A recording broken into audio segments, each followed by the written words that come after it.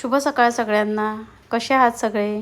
तर सगळे मजेत असेल, आनंदी असेल, तसेच स्वस्त असेल आणि असायलाच पाहिजे अशीच मी बाप्पांच्या चरणी प्रार्थना करते.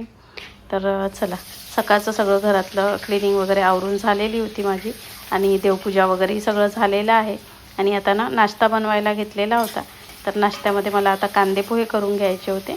तर त्याच्यासाठी कांदे, मिरची आणि बटाटे वगैरे चिरून घेतलेले होते मी. आणि तेलामधून आधी थोडे शेंगदाणे मी तळून काढलेले होते. आणि त्यानंतर मग मोहरी, कढीपत्ता आणि जेही कांदे वगैरे सगळं चिरलेलं होतं ना मी, बटाटे आणि मिरची, ते सगळं टाकून थोडा वेळ होऊ दिलं. आणि नाश्त्याच्या सोबतच मी इकडे स्वयंपाकाच्याही तयारीला लागलेली होती. तर स्वयंपाकामध्ये मला आज भेंडीची भाजी करून घ्यायची होती. म्हणून मग इकडे भेंडी चिरायला घेतली. तर मी भेंडी या पद्धतीने जरा घाई गडबड वगैरे असली की मग चिरत असते, म्हणजे एकत्र सगळ्या भेंड्या घेऊन.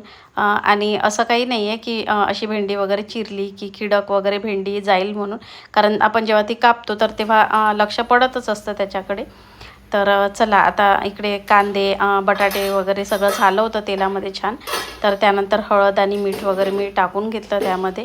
आणि त्यानंतर मग थोडी साखरही घातली त्यात. साखरेमुळे पोहे टेस्टला खूप छान लागतात. तर चला, त्यामध्ये हळद, मीठ वगैरे, साखर सगळं घालून झालं माझं. त्यानंतर मग पोहे सोडले. तर मिरची पावडर घातलेली नाही आहे मी, हिरव्या मिरचीमध्येच पोहे केलेले आहे. तर आता सगळं व्यवस्थित मिक्स करून घेतलं. आणि त्यानंतर त्यामध्ये तळलेले जे शेंगदाणे होते ना, ते घालून घेतले. आणि शेवटी मग त्यामध्ये भरपूर अशी छान कोथिंबीर घालून घेतली, कारण कोथिंबीरीशिवाय आणि शेंगदाण्याशिवाय पोहे खाण्याची काही मजा येत नाही. म्हणून भरपूर छान शेंगदाणे वगैरेही घातलेले होते मी त्यामध्ये. आणि मग त्यामध्ये लिंबाचा रस पिळून घेतला. तर लिंबाच्या रसामुळे येणारा आंबटपणा आणि साखरेमुळे येणारा गोडपणा, तर त्या दोन्ही कॉम्बिनेशननी पोहे खायला खरंच खूप छान लागतात.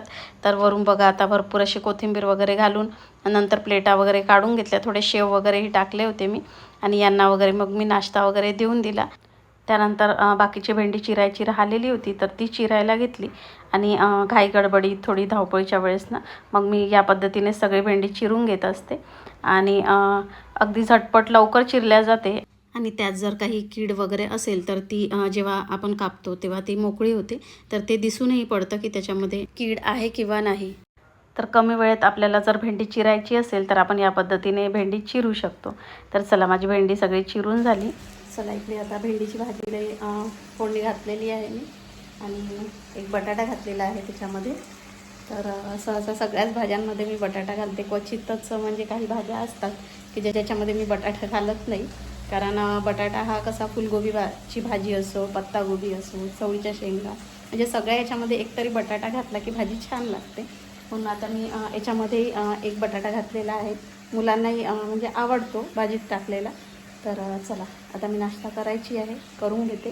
कारण सक्षम येईल आता ट्युशनवरून, तर मग तो जेवण करूनच कॉलेजला जाईल. म्हणून आधी पहिले भाजीला फोडणी घातली मी. चला.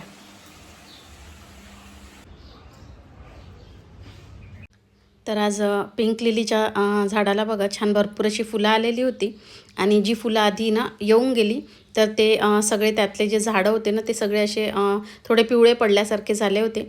तर ते सगळे मी त्यातले काढून घेतले, कारण नवीन अजून झाडं त्यामध्ये येऊन राहिलेले आहे, नवीन रोपं. आणि बघा, यालाही छान फुलं लागलेली होती आज. खूप सुंदर वाटत होते तेही फुलं. आणि ह्या झाडालाही आता सध्या फुलं लागायला सुरुवात झालेली आहे. आता छान अजून वाढलेलं आहे. तर हे मी नर्सरीतनं आणलेलं होतं झाड. आणि इकडे गुलाबाला लाईट पिंकमध्ये हे एक फूल निघालेलं आहे. परत हे त्यापेक्षा थोडं डार्कमध्ये आहे. तर खूप छान वाटत होतं. तर सकाळी यांनी दूध आणलेलं होतं, तर तेच मला आता गरम करून घ्यायचं होतं. म्हणून मग मी गंजात ते काढून घेतलं. तर ते प्लास्टिक बॅगनं जरा त्याची जी गाठ होती ती जरा घट्ट होती, त्यामुळे ते काही सुटत नव्हतं. म्हणून मग चाकूच्या साहाय्यानेच त्याला मी होल करून घेतलेलं होतं. आणि सगळं दूध वगैरे काढून घेतलेलं होतं, कारण आता ते मला गरम करायला ठेवायचं आहे. आणि काढता काढता थोडं मग सांडलेलंही होतं, तर ते मग सगळं कापडाने मी पुसून घेतलं.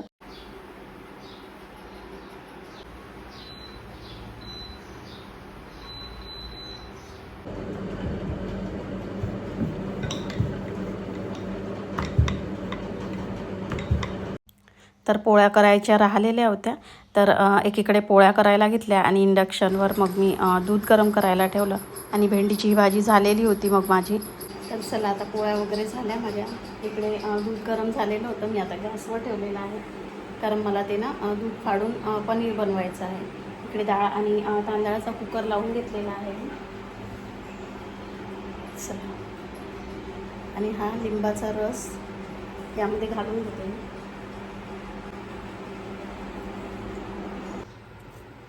चला, पाणी वेगळं झालेलं आहे यातलं, आणि सगळं जे पनीर आहे जे आपल्याला आता बनवायला ठेवायचं आहे ते वेगळं झालेलं आहे.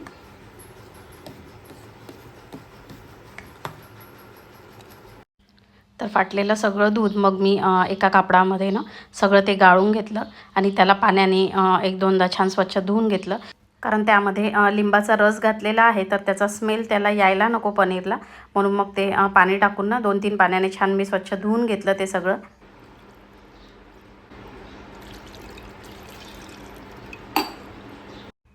त्यानंतर त्याला एका कॉटनच्या कपड्यामध्ये बांधून त्यावर थोडंसं वजन म्हणून मग मी हा पोळपाट ठेवला, कारण तो भरपूर वजनी आहे माझ्याकडला पोळपाट, कारण तो काळ्या दगडाचा आहे. तर मग तोच ठेवून घेतला मी पनीर सेट होण्याकरिता. तर अपेक्षाने जे वॉल डेकोर बनवलेलं होतं ना, तर तेच मी लावून घेते आता. टेप नव्हता म्हणून ते लावायचं राहून गेलेलं होतं.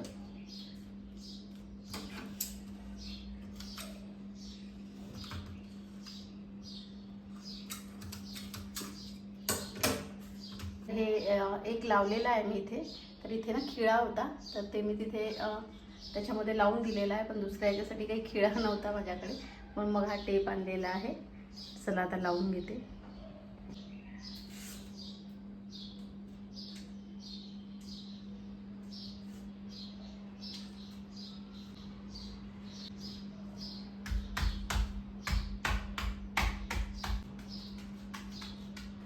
तर खरड्यावर अपेक्षाने हे वॉल डेकोर बनवलेले होते किचनसाठी, तर लावून घेतले मी आणि खूप छान दिसत होते. तर अगदी छोट्या छोट्या गोष्टींनी देखील आपण आपलं घर छान असं सजवू शकतो, आणि खरंच त्या वॉल डेकोरनी ना तो कोपरा खूप छान वाटत होता. तर ऊन सावली असं सगळं बाहेरचं वातावरण आज ना आहे. मग अशी ऊन होती, आता थोडी सावली आल्यासारखी झालेली आहे बाहेर.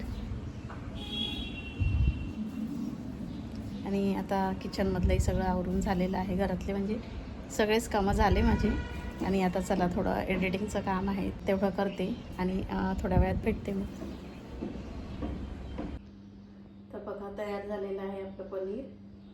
तर अगदी घरच्या घरी फ्रेश असं छान पनीर तयार झालेलं होतं आणि अगदी छान सॉफ्ट झालेलं होतं ते. तर असं फ्रेश छान घरी पनीर बनवून ठेवलं की मग एखाद वेळेला भाजीला वगैरे पण होऊन जातं, किंवा मग पनीर पराठे वगैरे मुलांना आवडतात तर ते वगैरे करून देत असते मी. तर तुम्हीही पनीर याच पद्धतीने बनवता का, नक्की कॉमेंटमध्ये सांगा. तर चला, इथेच आता ब्लॉगचा एंड करते. तर आजचा ब्लॉग आवडला असल्यास जरूर लाईक करा, त्याचबरोबर कमेंट करायलाही विसरू नका. आणि चॅनलला जर अजूनपर्यंत सबस्क्राईब केलं नसेल तर पटकन सबस्क्राईब करून घ्या. तर भेटूया अशाच एका छानशा ब्लॉगमध्ये. तोपर्यंत बाय बाय.